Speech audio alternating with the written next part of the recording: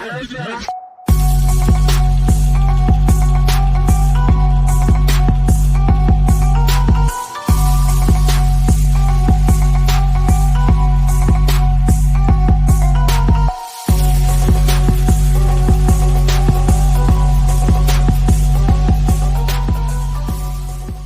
back to the Central Boys. Balik lagi bersama Kiko yang VOK. Welcome back semuanya, balik lagi ke podcast kripto terbego se-Indonesia. And today we have apa nih, Bor? Oh ya, ini kita bakal mix sedikit Twitter trends dan crypto news ya guys ya.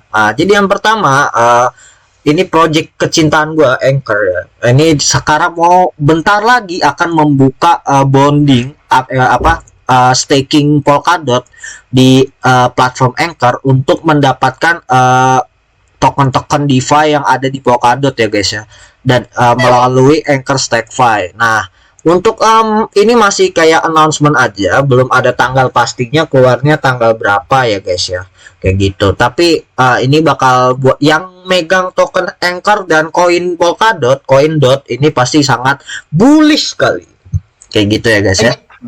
Iya, pastilah. Kelar. Nah, yang kedua adalah Alibaba sekarang terjun di marketplace NFT ya guys ya. Ini gede banget sih. Ini mungkin karena di Cina sendiri demand-nya tinggi kali ya. Cuma semua harus berbau nasionalisme ya, gitu ya guys ya. Nah, kita lihat. Nah, ini beritanya dia bilang bangun NFT marketplace. Nah, di sini tujuannya adalah NFT marketplace untuk institusi ya. Jadi pembeli kolektor NFT ya tuh institusi besar yang mungkin ada di Cina sana ya guys ya, gitu. Dan mereka juga ada fitur Alibaba Auction juga ya, melewati blockchain yang private-nya si Alibaba ini guys, gitu. Kayak gitu. Dan mungkin ada wacana ada NFT tokennya juga buat Alibaba, but not sure ya, kayak gitu ya guys ya. Nah, dan kedua dan ini dia bilang mereka bakal jualin beberapa artwork dari satu franchise game favorit anak-anak bocil FF gitu ya, GTA San Andreas, atau enggak game yang kayak Star Wars, atau enggak game kayak Wasteland yang kedua, kayak gitu-gitu ya guys ya. Nah, kayak gitu. Dan ini gila sih, ini kayak pakai ringgit ya, jualnya tuh. Bukan, itu RMB cuy, currency-nya China. renminbi. Oh iya. Oh. Ringgit Malaysia, Pak. Oh iya, maafkan saya. Tapi intinya begitu. Dan mereka pun juga bakal jual NFT dari digital item game-game yang ada di Tencent ya, dan juga ada beberapa dari WeChat gitu ya. Dan di sini seperti biasa dijelaskan karena pasarnya NFT di Asia semakin gede, terutama di Cina, dan juga mereka untuk mendukung paymentnya si Alipay punyanya Alibaba ya. Jadi mungkin beli NFT pakai Alipay gitu ya. Make sense ya. Gokil gitu. Dan di sini kalau ini kalau misalnya Alibaba NFT makin gede dan makin berhasil gitu ya, menurut gua sih mungkin buyer NFT kolektor di daerah Cina sana gitu bakal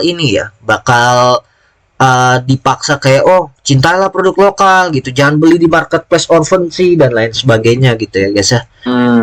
Iya, karena kan mereka negaranya seperti itu. Dan balik lagi ke Twitter trend, ini adalah untuk bulan ini itu ada top 15 project yang dengan market cap 5-10 juta dolar yang dianggap punya potensial grow yang terbaik.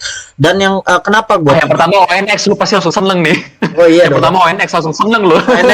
ONX ini tuh salah satu project DeFi yang terikat dekat dengan Anchor ya. Jadi kayak partneran dekatnya ya, kayak KKD gitu ya. Ini semacam kayak AV juga, tapi AV untuk 2.0 ya guys ya, kayak gitu.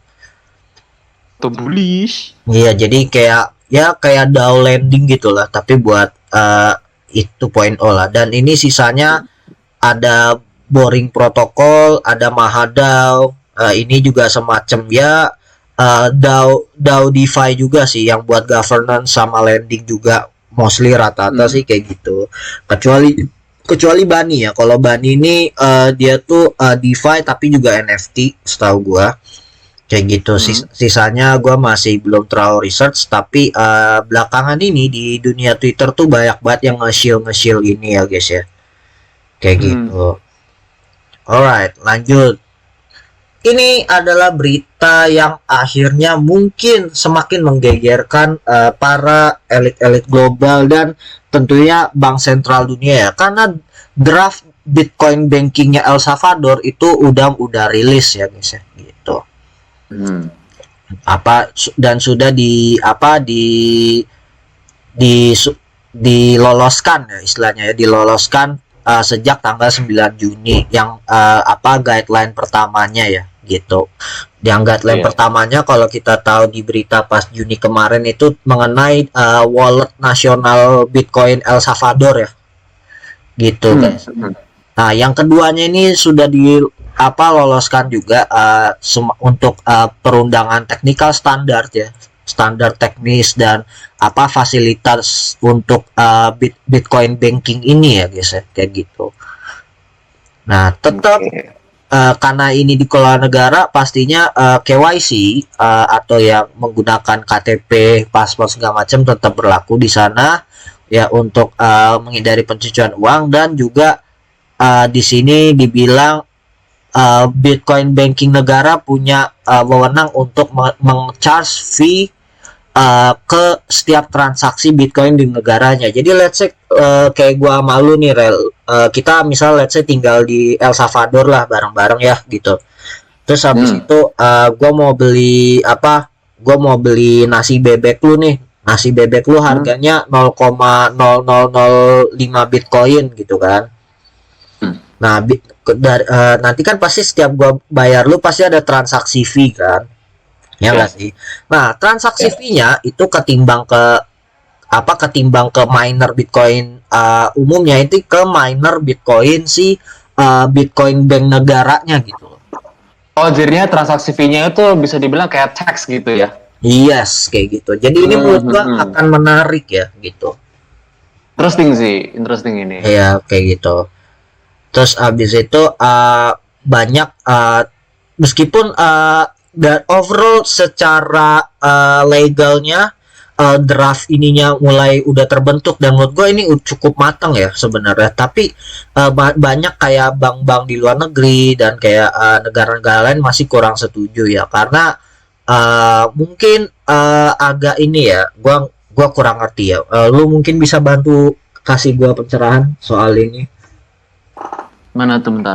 Article 9 of the second document requires that banker financial institutions to warn customers that kenapa? Nih kan opposed to the reserve dollars will be held central bank will be held with the custodian. Ya kayak gitu. Oke. I think kayaknya menurut gua tuh lebih ke resiko personal nggak sih? Menurut gua. What do you think? Tapi resiko personalnya juga advantage juga loh sebenarnya, kayak sebenarnya ini kan ketimbang kita narik pajaknya kayak 2 kali kerja kan, sama ini kita kalau transaksi perdagangan kayak misalnya kita makan di restoran kan tax restoran tuh kan kayak 2 kali kerja kan, jadi kita kayak ngebayar lebih buat restorannya, baru restorannya bayarin ke petugas pajak kan. Kalau ini kan kayak udah ada di blockchain Pak, jadi langsung pajaknya lari ke miner pemerintah gitu. Jadi ini gok sih menurut gua sih. Ya, sama risikonya ya kalau seandainya nggak hati-hati Bitcoinnya hilang gitu loh. Iya. Itu aja, that's it. Ya, tapi overall gue suka sih. Kalau di Indonesia berlaku sih, saya mau sih. Iya. Tapi jangan pakai Bitcoin lah Pak. Pakai Ethereum lah. Ini jangan juga itu potensi naiknya gede juga Pak. Iya. Dogecoin aja makanya. Iya. Ntar Departemen Keuangan Indo mosing. Oke. Ngomong-ngomong Departemen Keuangan, ini Gary Gensler, salah satu OJK-nya di US atau kita sebut SEC ya, itu udah mulai menginginkan buat regulasi soal protokol DeFi ya. Sebenarnya alasannya itu mungkin karena ada beberapa hal yang di DeFi yang mungkin kalau di regulasi konvensional itu agak susah dipahami untuk masalah tracking transaksinya, atau misalnya kayak regulasinya. Kalau misalnya gua kayak flash loan, misalnya kayak minjem flash loan itu kan kayak kolateralnya lu bisa balikin kapan aja kan, kayak beda dengan kayak pinjol biasa gitu ya. Kayak gitu. Nah, mungkin itu ditekankan juga kali, mungkin supaya ada pajak di sana ya. Kalau menurut gua sih di sini. Ya, karena the only thing they care about gains, and gainsnya mereka dapat ya dari tax. Kayaknya mereka tahu gitu loh, di DeFi duitnya banyak, menggiurkan gitu. They want a piece of it gitu. Nah, dan menurut gua juga mereka ada ininya ya, faktor sekuritas. Nah, karena faktor sekuritas ini sangat ditekankan karena beda dengan sistem bank. Kalau sistem bank itu kan biasanya ada KYC pasti, itu habis itu juga kayak ada pembukuan yang kayak arsip fisik ya. Nah, sedangkan kalau di DeFi ini kan pembukuan semua di blockchain explorer kan. Jadi misalnya kayak lo nyetor misalnya lo naruh 100 USDC di Aave, itu kan berubah jadi wrap USDC gitu kan. Status kontraknya ya semacam itulah pembukuannya. Dan itu mungkin mereka masih agak bingung ya gitu. Padahal udah ada bapak Chainlink ya, si Sergey Nazarov ya. Kayak gitu. Dan itu puncaknya di push untuk legal ini segera digasin semenjak ada kasus Poly Network kemarin yang kita bahas juga di video sebelumnya ya. Kayak gitu. Jadi dengan jumlah 600 juta dolar itu membuat kayak regulasi terutama di US tuh mulai panik gitu. Wah, aman gak nih gitu kan. Kayak gitu guys. Nah, menurut Bung Feral gimana nih? Kalau misalnya Amerika udah mulai bikin perundangan tentang DeFi di Indonesia nih gimana ya? Secara pasti sih bakal ngikut sih menurut gua mah. Tapi gimana ya? Bakal susah nggak sih? What do you think? Kayak ngeregulate DeFi sendiri aja itu udah challenge loh, ya kan? Mungkin kayak kalau seandainya Indonesia bakal mencoba untuk ngeregulate DeFi, tapi kurang berhasil, nggak mungkin berhasil menurut gua, karena kan DeFi itu sesuatu yang worldwide gitu kan ya, kayak istilahnya ya karena dari namanya gitu loh, decentralized finance. Jadi nggak ada ini pusatnya di sini, ini pusatnya di sini gitu. Jadi kalau seandainya mau coba nge-regulate itu bakal susah, karena kan regulasi berbagai negara kan beda gitu loh. Jadi mungkin ada pertentangan di situ kali. Itu menurut gua personally. Iya, mungkin kalau ada quantum komputer bakal lain cerita sih Pak. Mungkin bisa di teks juga. Tapi itu yang masih itu masih far-fetched lah kalau for now sih. Nah, sama terakhir Mike Novogratz, kalau kalian tahu dia salah satu manajer investasi terjago ya di US ya, salah satunya ya, yang paling gacor lah gitu pokoknya. Dia mau bikin reksadana DeFi ya guys ya. DeFi Index Fund gitu. Gokil nggak tuh? Tapi so far token-token DeFi yang dia pakai itu masih yang berbasis DeFi Ethereum kayak Uniswap, Aave, Maker, Compound, Wi-Fi, Synthetic, dan SushiSwap dan lain-lain lah gitu. Dan dia bilang mayoritas 40% dari portfolio indeks dia itu ke Uniswap ya, karena dia melihat dari segi market cap. Dan menurut gua pilihan dia ini make sense karena Uniswap itu adalah DEX paling besar ya di berbasis Ethereum ya. Ya, bahkan untuk skala dunia pun Uniswap masih lebih gede. Juga paling besar ya. Iya sih. Dan paling stabil lah gitu. Dan di sini dia bilang juga ini dia gagas karena sebelumnya dia juga ada bikin index fund buat crypto index fund yang pertama yang isi ada Bitcoin Cash, Litecoin, dan EOS gitu-gitu ya guys ya. Dan dia bilang di kuartal kedua tahun ini itu ternyata indeks crypto index fund pertama dia itu kurang gitu berhasil, profitnya malah menurun 34% gitu ya guys ya. Iya. Nah kayak gitu. Jadi mungkin untuk menstabilkan pendanaannya dia juga kali ya di di hedge fundnya dia ya, di manajer. Bisa jadi. Ya, bisa jadi sih. Iya. Dan dia bilang di DeFi indeksnya dia itu bakal ada charge 2% management fee gitu ya guys ya. Iya. Selama per tahunnya itu? Iya, per tahun, betul kayak gitu.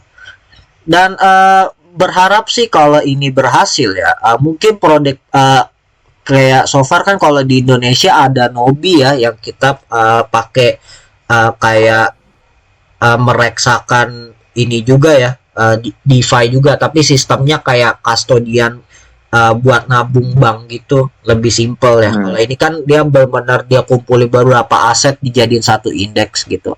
Nah, menurut Bung Feral kira-kira gimana nih kalau misalnya di Indonesia udah ada indeks fund atau reksadana untuk kripto ya? Kayaknya orang bakal terutama orang yang lebih konservatif bakal FOMO menurut gua. Kayak mereka mau